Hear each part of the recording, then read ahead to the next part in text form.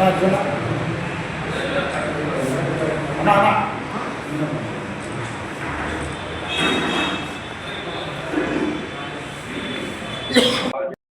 కూడా నమస్కారాలు.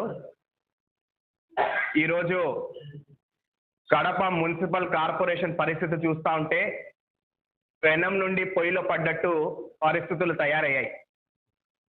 మాజీ మేయరు బాధ్యత రహిత వ్యవహార శైలితో ఉంటే ఈ నూతన మేయరు అర్ధరహిత వ్యవహార శైలితో ఉండడము గమనార్హం అని చెప్పి ఈ సందర్భంగా తెలియపరుస్తున్నాను. నిన్న ఆయన ఒక సందర్భంలో మాట్లాడుతూ ఏడీపీ సర్వే వాళ్ళు చేశారు అని చెప్పి ఆయన సంబోధిస్తున్నారు. ఈరోజు తెలుగుదేశం పార్టీ నాయకులము సూటిగా మేయర్ గారికి ప్రశ్నిస్తున్నాము. వాళ్ళు అంటే ఎవరు?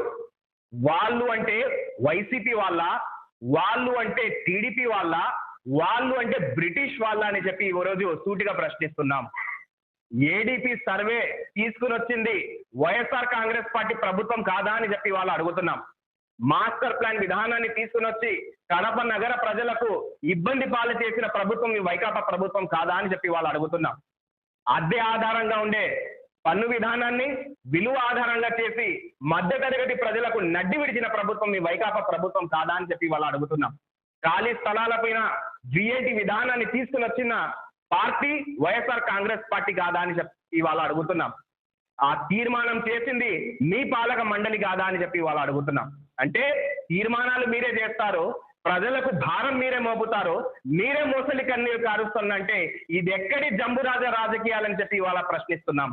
ఇది ఎక్కడి రాజనీతి అని చెప్పి ఈరోజు కడప ప్రజలు ముక్కున వేలేసుకుంటున్నారు. ఒక కార్పొరేటర్ గా ఉన్న మీరు ఆ బిల్లుకు మద్దతు ఇచ్చారా లేదా అని చెప్పి ఇవాళ అడుగుతున్నాము. ఆ యొక్క తీర్మానాన్ని ప్రవేశపెట్టి దాన్ని ఆమోదించిన పాలక మండలి మీ వైఎస్ఆర్ కాంగ్రెస్ పార్టీ పాలక మండలి కాదా అని చెప్పి వాళ్ళు అడుగుతున్నాం. అంటే వాళ్ళు అని సంబోధిస్తూ ప్రజలకు మీరు పక్కదో పట్టిస్తున్నారంటే ఇది ఎక్కడి రాజనీతి అని చెప్పి వాళ్ళ ప్రశ్నిస్తున్నాము. మీరు కడప కార్పొరేషన్ లో గత 5 సంవత్సరాల నుంచి ఏం చేశారని చెప్పి వాళ్ళ ప్రశ్నిస్తున్నాను. మీరు చేసినల్లా కూడా కార్పొరేటర్ల హక్కులను కాలవాశారు, కార్పొరేటర్ల విలువను మీరు దిగజార్చారు. రాటిఫికేషన్ విధానాన్ని అవలంబించి మీరు కార్పొరేటర్ల హక్కులను కాలవాసిన మాట వాస్తవం కాదా అని చెప్పి వాళ్ళు అడుగుతున్నాం. ఈ విధంగా మీరు బాధ్యత రహితంగా మాట్లాడడం, అర్ధరహితంగా మాట్లాడడం ఇది మీకు సముచితమేనా అని చెప్పి వాళ్ళు అడుగుతున్నాం. ఖచ్చితంగా తెలుగుదేశం పార్టీ వచ్చే 3 నెలల్లో స్థానిక సంస్థలు విజయం సాధించిన తర్వాత, పసుపు జెండా కార్పొరేషన్ ఎగిరిన తర్వాత ఖచ్చితంగా కార్పొరేటర్ల హక్కులను కాపాడే బాధ్యత తెలుగుదేశం పార్టీది, కార్పొరేటర్ల విలువను పెంచే బాధ్యత పురపాలక మండలిది అని చెప్పి ఈ సందర్భంగా తెలియపరుస్తున్నాను. లేని పోని అభాండాలు తెలుగుదేశం పార్టీ మీద వేస్తున్నారు. ఈరోజు మనం చూసుకుంటే సాక్షి క్యాప్షన్ లో మాధవిరెడ్డికి చంపపెట్టు టీడీపీకి ఎదురు దెబ్బ అంట. ఎంత దిక్కుమాలిన ఛానల్, ఎంత దిక్కుమాలిన మాటలు అని చెప్పి వాళ్ళ సిగ్గుచేటు కాదా అని చెప్పి వాళ్ళు అడుగుతున్నాం. ఎమ్మెల్యే మాధవిరెడ్డి గారికి అక్కడ నూతన మేయర్ గారికి ఏంటి సంబంధం అని చెప్పి వాళ్ళు అడుగుతున్నాం. అసలు తెలుగుదేశం పార్టీ అభ్యర్థిని అక్కడ పెట్టిందా? అది ఏకగ్రీవంగా ఎన్నుకున్నారు. దాదాపు 39 మంది మీరే ఉన్నారు, మీరు ఎన్నుకున్నారు. మీరు మీ యొక్క ఆ మేయర్ అవినీతి చేసి ఆయన అబాసు పాలేసి ఆయన తొలగిస్తే అక్కడ జరిగిన ఎన్నికలకు తెలుగుదేశం పార్టీకి ఏంటి సంబంధం అని చెప్పి వాళ్ళు అడుగుతున్నాం. మీరు చేసినల్లా కూడా కార్పొరేషన్ లో అవినీతి అక్రమాలే తప్పితే కడప ప్రజలకు బాగుపడిన ఒక్క అంశం కూడా లేదు అని చెప్పి వాళ్ళ తెలియపరుస్తున్నాను. మీరు చేసినల్లా కూడా మున్సిపల్ ఆస్తులను కాజేశారు, మున్సిపాలిటీకి వచ్చే ఆదాయాన్ని గండి కొట్టారు, మున్సిపల్కి వచ్చే నిధులన్నీ కూడా దాన్ని మళ్లించారు. కాబట్టి కుక్కలు చింపిన ఇస్తరాకుల కడప కార్పొరేషన్ ఈరోజు చేస్తూ ఈరోజు పగటి వేషాలు వేస్తూ చౌకబార్ రాజకీయాలు చేస్తున్నారంటే ఇంతకన్నా సిగ్గుమాలిన వ్యవహారం ఉంటుందా అని చెప్పి వాళ్ళు అడుగుతున్నాం. ఖచ్చితంగా తెలుగుదేశం పార్టీ పురపాలక సంస్థలో పసుపు జెండా ఎగిరిన తర్వాత ప్రజలకు సముచితమైన సుపరిపాలన అందిస్తుందని చెప్పి ఈ సందర్భంగా తెలియపరుచుకుంటూ ఈ మేయర్ గారికి ఒక హితవు పలుకుతున్నాము. మీ మాజీ మేయర్ అడుగుజాడలో కాకుండా ఎమ్మెల్యే మాధవిరెడ్డి గారిని అనుసరించి ఆవిడకు నడుస్తున్న అడుగుజాడలను మీరు కూడా ఆదర్శంగా తీసుకొని పని చేయాలని చెప్పి ఈ సందర్భంగా తెలియపరుస్తున్నాను.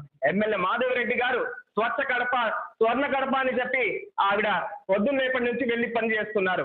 అంటే మీరందరూ కూడా గాఢ నిద్రలు ఉన్నారు కాబట్టి కడపను మీరు చెత్త చెదరంలో నెట్టివేస్తున్నారు కాబట్టి ఎమ్మెల్యే గారు ఒక బాధ్యత తీసుకొని, తెలుగుదేశం పార్టీ నాయకులు ఒక బాధ్యత తీసుకొని ప్రజల్లో వెళ్ళి వాడవాడ తిరిగి పని చేస్తున్నారంటే దాన్ని చూసి మీరు అవహేళన చేసి ఈ విధంగా క్యాప్షన్లు పెట్టడం సిగ్గుచేటు కాదా అని చెప్పి వాళ్ళు అడుగుతున్నాం. స్లాబ్ విధానాన్ని తీసుకుని వచ్చి చెత్త మీద పన్ను వేశారు. మీరు దేశంలో ఎక్కడ లేని విధంగా చెత్త మీద పన్ను వేసిన మొదటి రాష్ట్రం ఆంధ్ర రాష్ట్రంగా మీరు తీర్చిదిద్దలేదా అని చెప్పి వాళ్ళు అడుగుతున్నాం.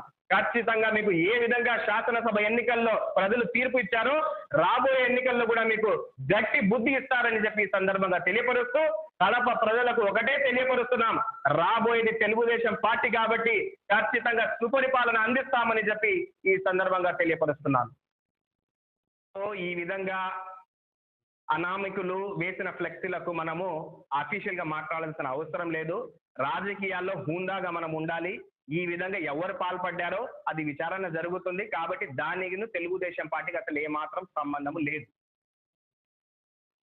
నాయకులు ఆ స్టాండింగ్ కమిటీ అంతా కూడా వైఎస్ఆర్ కాంగ్రెస్ పార్టీకి సంబంధించింది కాబట్టి ఈ రోజు మేయర్ గా ఎన్నికైన మొదటి తీర్మానం మీరు చేయాల్సింది ప్రజా క్షమాపణ తీర్మానాన్ని మీరు ప్రవేశపెట్టాలి. కడప నగర ప్రజలకు క్షమాపణ కోరుతూ గత పాలనలో మనము ఇబ్బంది పాలు చేశాము, ప్రజలపైన అధిక భారం మోపాము, మాకు తప్పు జరిగిందని చెప్పి మీరు క్షమాపణ కోరుతూ మీ మొదటి తీర్మానం క్షమాపణ తీర్మానం కోరాలని చెప్పి ఈ రోజు తెలుగుదేశం పార్టీ మిమ్మల్ని హితవు పలుకుతున్నాం.